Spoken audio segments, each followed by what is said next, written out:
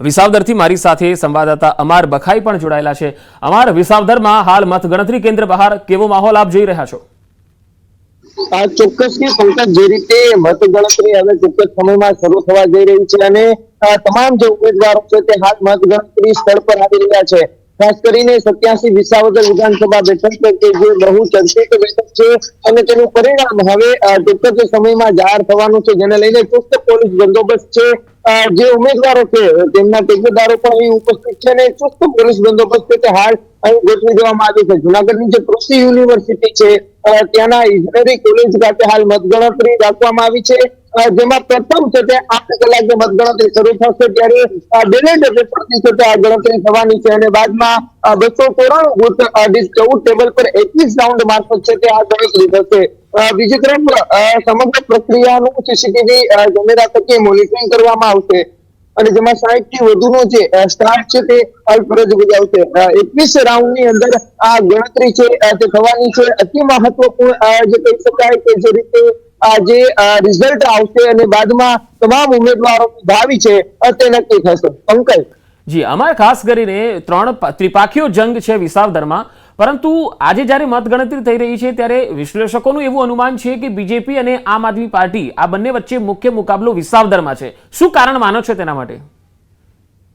ચોક્કસ કે જે રીતે પાટીદાર સમાજનું ત્યાં નેતૃત્વ છે અને જેના કારણે તમામ જે 3 ઉમેદવાર હતા તે પાટીદાર સમાજના છે, જેમાંથી એક જે કોંગ્રેસના ઉમેદવાર છે તે સ્થાનિક નીતિન ધાણપરિયા અને જે રીતે જે કિરીટ પટેલ જે ભાજપમાંથી છે અને બીજી તરફ જે ગોપાલ ઇટાલિયા છે તે આપમાંથી ઉભા હતા। સીધી જ ટક્કર એટલા માટે કે જે નિષ્ક્રિય છે તે કોંગ્રેસ ત્યાં જોવા મળતું હતું અને આપ છેલ્લા 2 મહિનાથી ત્યાં મહેનત કરતું હતું, જ્યારે ચૂંટણી જાહેર નથી થઈ તેના પહેલાથી જ આપ મહેનત કરતું હતું અને બાદમાં જ્યારે ચૂંટણી જાહેર થઈ અને ત્યારબાદ ફરી તે પ્રચારમાં ઉતર્યું હતું। એટલે ચોક્કસથી આપે તમામ જે મુદ્દા છે વિસાવદર વિધાનસભા બેઠકના, જેમ કે ઇકોઝોન, તમામ મુદ્દે ખેડૂતો પાસે જઈને ચર્ચા કરી હતી, તેમની વેદના સાંભળી હતી અને એટલા માટે જ ગોપાલ ઇટાલિયા છે તે લોકોની નજીક બન્યા હતા।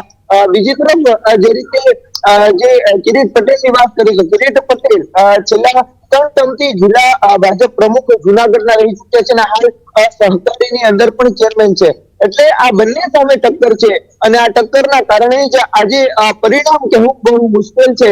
પરિણામ જે સત્તાવાર જાહેરાત થાય પછી જ ખબર પડશે કે કોણ ધારાસભ્ય બને છે। અમાર, પરંતુ વિસાવદરની બેઠક એવી રહી છે કે જે ચોંકાવનારા પરિણામો આપવા માટે જાણીતી છે, તો આ વખતે એવું લાગે છે કે પરિણામ ચોંકાવનારું આવે? ચોક્કસ કે જે રીતે પરિણામ ચોંકાવનારા દર વિધાનસભામાં આવતા હોય છે, એક અહીંની જે માન્યતા રહી છે કે જે સત્તાધારી જે પક્ષ હોય છે તેને કદી પણ આ વિસ્તારમાંથી ચૂંટવામાં નથી આવતા અને આ વખતે પણ કઈ નવાજૂની થઈ શકે છે, ચોંકાવનારું રિઝલ્ટ આવી શકે છે, પરંતુ હાલ તમામ લોકોની નજર તે જે મતદાન ગણતરી છે તેના ઉપર જ રહી છે। જી અમાર, ખાસ હવે વાત કરીએ જ્યારે મતગણતરી થોડી વારમાં શરૂ થશે એની અપડેટ તો આપના પાસેથી લઈશ, પરંતુ અત્યાર સુધી જનમાનસમાં કયા કયા એવા મુદ્દાઓ રહ્યા જે સૌથી વધારે ચર્ચાસ્પદ રહ્યા? મુદ્દો છે વિસાવદર વિધાનસભાનો ઇકોઝોન અને ખેડૂતોના પ્રશ્ન। ઇકોઝોન જે વિસાવદરના આજુબાજુના જે ગીર બોર્ડરના જે વિસ્તારો છે ત્યાં ઇકોઝોન છે તેના કારણે લોકોને હેરાન પરેશાન થતા હતા। આપણી સાથે કોંગ્રેસના ઉમેદવાર પંકજ હાલ અહીં ઉપસ્થિત છે, આપણે સીધી જ તેમની સાથે વાત કરવાનો પ્રયાસ કરીશું। ટૂંક જ સમયમાં ગણતરી શરૂ થવાની છે, કેવી આશા? 16 ઉમેદવારનું ભાવિ મશીનમાં સીલ થઈ ગયું છે, 16 ઉમેદવારને જીતની આશા હોય। કઈ રીતના જુઓ છો, કારણ કે લોકોનો પ્રતિસાદ આપવા મળ્યો તો આપ ભેટતા હતા, પરંતુ હવે જે રીતે તમામ જે આ 3 ઉમેદવાર વચ્ચે ટક્કર હતી, કઈ રીતના જુઓ છો અને કેવો વિશ્વાસ? હું એવું માનું છું કે 3 ઉમેદવારમાં હું એક જ સ્થાનિક હતો, લોકો મારી સાથે અમારી પાસે સમય ટૂંકો હતો, 5 તારીખ પ્રચાર ચાલુ કર્યો, 20 તારીખ સુધી અમારી પાસે ટાઈમ હતો, અમે મેક્સિમમ ગામે ગામ જવાની ટ્રાય કરી, 157 ગામમાં ગયા, લોકોને મળ્યા અને લોકોનો ખૂબ સારો સપોર્ટ તો જીતની આશા વ્યક્ત કરો છો? સ્થાનિક ઉમેદવારો પૂરો ભરોસો છે મારી સાથે। તો જે રીતે ઉમેદવાર છે નીતિન રાણપરિયા, તેમણે વાત કરી કે તે સ્થાનિક હોવાથી તે રીતે- નીતિન રાણપરિયાને પૂછવાનો પ્રયત્ન કરશો કે મુકાબલો માત્ર બે પાર્ટીઓ વચ્ચે થઈ રહ્યો છે, ભાજપ અને આમ આદમી પાર્ટી, અને કોંગ્રેસ અહીંયા જીતે એવી શક્યતા ઓછી લાગી રહી છે. આપનું એમાં શું માનવું છે એ જરા પૂછશો. નીતિનભાઈ, ખાસ કરીને મુકાબલો છે તે બે પાર્ટી વચ્ચે જે લાગી રહ્યો છે, આપ અને ભાજપ. ખાસ કરીને તે કહેવાય છે કે કોંગ્રેસ ત્યાં નિષ્ક્રિય. તો આપનું શું કહેવું છે? કોંગ્રેસ નિષ્ક્રિય હતી જ નહીં. 5 તારીખથી આ ફોર્મ ભરવાની પ્રક્રિયા પૂરી થઈ, ત્યારથી જ કોંગ્રેસ સક્રિય છે અને ગામે ગામ થયા પણ કોણ નિષ્ક્રિય?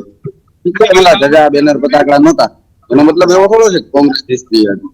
કોંગ્રેસ તો ગામે ગામ ને લોકો સુધી ગયા.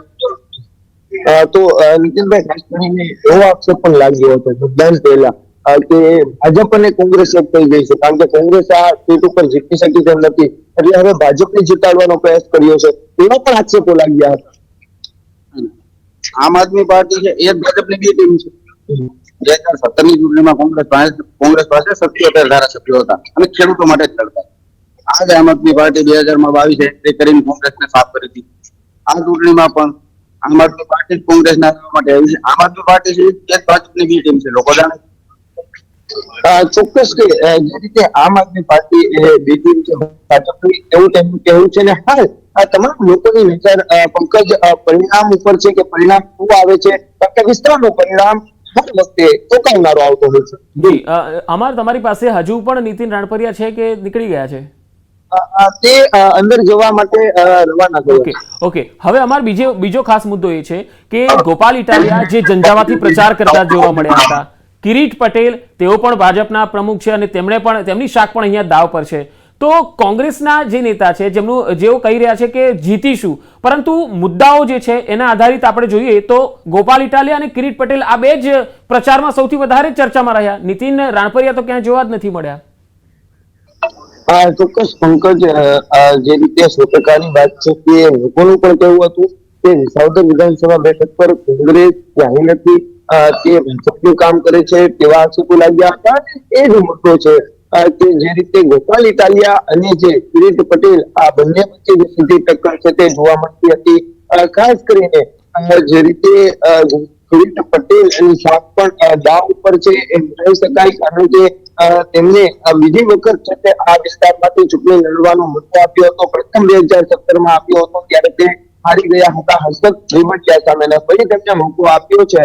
હવે શું રહ્યું કે જો આ ચૂંટણીનું પરિણામ શું આવે છે, જો તેનું પરિણામ જો હારી જાય તો આગામી સમયમાં તેમને નુકસાન થઈ શકે છે. તેવું પણ જે માન્યતા સૂત્રોનું જે કહેવું છે, રાજકીય સૂત્રો છે, વિશ્લેષકો છે, તેમનું કહેવું છે કે તેમને આગામી સમયમાં નુકસાન થઈ શકે છે જો તે અહીંથી હારે તો. તે એક જ નહીં, પરંતુ ભાજપના જે દિગ્ગજ નેતાઓ અહીં જે મેદાને ઉતર્યા હતા, જે પ્રચારમાં ઉતર્યા હતા, તેમની સાથ પણ દાવ પર લાગી શકે છે. જી, અમાર અત્યારે મતગણતરી કેન્દ્રની બહારનો જે માહોલ છે એ બતાવશો. હાલ શું ગતિવિધિઓ ચાલી રહી છે? ચોક્કસ કે માહોલની વાત કરીએ તો ચુસ્ત પોલીસનો બંદોબસ્ત છે. અહીં કોઈને પણ સ્થાનિક લોકોને અહીં ઉભા નથી લેવામાં આવ્યા. જે ઠેકેદારો છે તેમને પણ અહીં નથી ઉભા લેવામાં આવ્યા. જે લોકોની એન્ટ્રી અંદર કરાવવાની છે ફક્ત તે લોકોને જ અહીં છે તે ઉભા દેવામાં આવ્યા છે, અને બીજા સીધા વચ્ચેનો ચુસ્ત પોલીસ બંદોબસ્ત તે ગોઠવી દેવામાં આવ્યું છે. એસપી, ડીવાયએસપી અને એલસીબી સહિતની જે ટીમો છે તે સતત અહીં છે તે બંદોબસ્ત ગોઠવાય છે. અને હાલ જે રીતે 8 વાગે ગણતરી શરૂ થશે, એટલે કે 8 વાગે ગણતરી શરૂ થશે બાદમાં જ આખા માહોલની છે તે જાણકારી મળી શકશે. જી, અમારો આભાર માહિતી આપવા માટે. આપ મારી સાથે જોડાયેલા રહેશો. હું ફરી વાર આપની પાસે આવીશ તો 8 વાગે જે મતગણતરી છે એ શરૂ થશે. માત્ર થોડી જ મિનિટોની વાર છે. સીધી તસવીરો અમે આપને બતાવી રહ્યા છીએ વિસાવદરથી, જ્યાં આગળ જે પાર્ટીના ઉમેદવારોના જે ટેકેદારો છે તેઓ પણ પહોંચી ગયા છે અને હવે થોડી જ વારમાં મતગણતરી શરૂ થવા જઈ રહી છે. 21 રાઉન્ડમાં મતગણતરી હશે. ત્રિપાખીયો જંગ છે અને ત્રણેય પાર્ટીઓએ પોતપોતાના દાવા કર્યા છે. થોડી વાર પહેલા કોંગ્રેસના ઉમેદવાર નીતિન રાણપરિયા પણ અહીંયા પહોંચ્યા છે, જે મતગણતરી ચાલી રહી છે ત્યાં પહોંચ્યા છે. તેમણે પણ જીતનો દાવો કર્યો છે. તેમણે કહ્યું